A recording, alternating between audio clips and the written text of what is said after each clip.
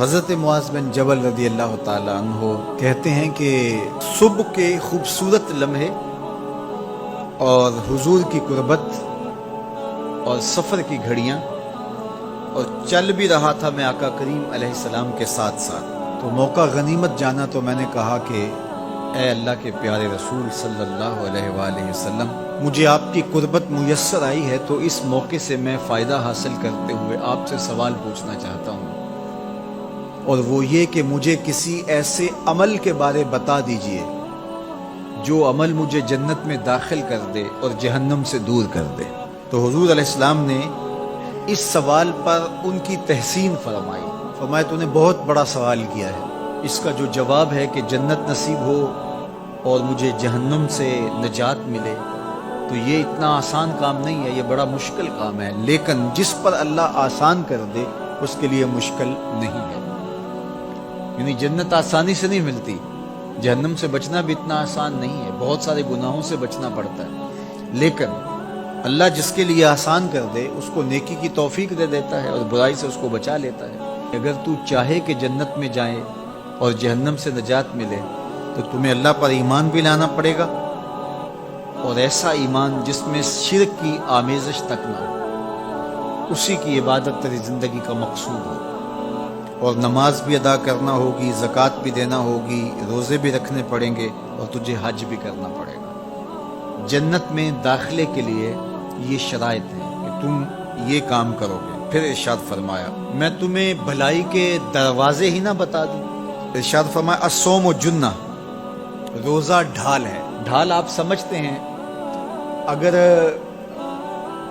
آپ لوگوں نے ڈھال نہیں دیکھی ہوئی تو آج کے زمانے کے اندر تو سب لوگوں نے جو ہے وہ ڈھال دیکھ لی ہے، چونکہ اس وقت ترکی نے اس طرح سے اپنے کلچر کو اور اپنی تہذیب کو جدید ذرائع ابلاغ کے ذریعے لوگوں تک پہنچایا ہے کہ اب 800-700 سالہ پرانی چیزیں بھی ہمارے سامنے آ گئی ہیں، ورنہ ہم یہ باتیں کیا کرتے تھے تو لوگ ان باتوں کو سمجھا نہیں کرتے تھے، چونکہ اس کا کوئی نمونہ اور شکل موجود نہیں تھی۔ جب دشمن تیر پھینکے تو تیر سے بچنے کے لیے وہ لوہے کا پتلا جو آگے کر دیا جاتا ہے، جو تیر کو اپنے اوپر روک لیتا ہے، اس کو عربی میں جنہ اور اردو میں ڈھال کہا جاتا ہے۔ تو آقا کریم نے فرمایا روزہ ڈھال ہے، تو گویا جہنم کی آگ سے بچانے کے لیے جو ہے وہ روزہ کام دے۔ بس صدقہ تو تطفی الخطیہ، تو یہ گناہوں کو مٹا ڈالتا ہے، جس طرح کہ آگ کو پانی بجھا ڈالتا ہے، تو اس طرح جب صدقہ دیا جاتا ہے تو جو گناہ ہوتے ہیں وہ ایسے مٹتے ہیں کہ لگتا ہے یہاں گناہ تھے ہی نہیں۔ آگے ارشاد فرمایا رات کے پیٹ میں نماز ادا کرنا، یعنی تہجد کی نماز ادا کرنا۔ پھر حضور علیہ الصلوۃ والسلام نے یہ آیت پڑھی تتجافی جنوبہم عن المضاجع، ان کی کروٹیں بستروں سے الگ رہتی ہیں، خوف اور طمع میں وہ اللہ کو پکارتے ہیں اور وہ رات کو جاگتے ہیں، ان کی کروٹیں بستروں سے الگ رہتی ہیں، حتی بلغ یعملون، یہ آیت پڑھتے ہوئے آخر تک حضور نے تلاوت فرمائی۔ تو فرمایا جس طرح صدقہ آگ کو بجھا دیتا ہے، اس طرح پچھلے پہر کی نماز، تہجد کے سجدے بھی اللہ جل شانہ کے غصے کو ختم کر دیتے ہیں اور جہنم کی آگ کو مٹا ڈالتے ہیں۔ پھر حضور نے ارشاد فرمایا کہ میں تمام امور کی جڑ نہ بتا دوں کیا ہے، جتنے بھی معاملے ہیں اس کی جڑ ہی نہ بتا دوں۔ میں نے جھولی پھیلا کے کہا حضور کیوں نہیں، خیرات ڈالی ہے، تو حضور نے ارشاد فرمایا راس الامر الاسلام، سارے امور کی جڑ اور بنیاد، سر اسلام ہے۔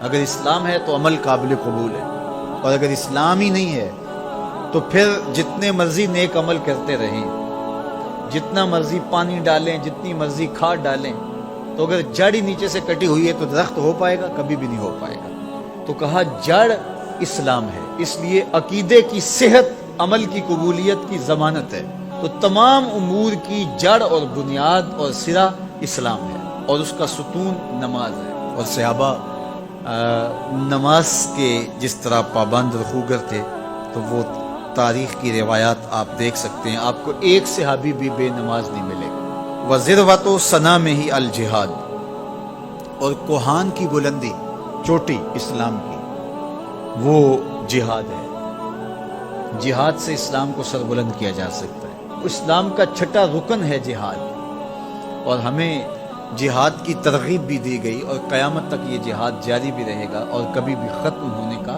نہیں ہے۔ ہاں اس کے اصول و ضوابط ہمیں دیے گئے، جہاد کے نام سے فساد فی الارض نہ کیا جائے، لیکن جہاد کا انکار اسلام کا انکار ہے۔ یہ اسلام کی چوٹی ہے، ذروۃ و سنام کہا گیا، یہ کوہان کی بلندی ہے۔ تو حضور علیہ السلام نے آخر میں فرمایا کہ میں تمہیں سارے معاملات کی جڑ ہی نہ بتا دوں، خلاصہ ہی نہ بیان کر دوں؟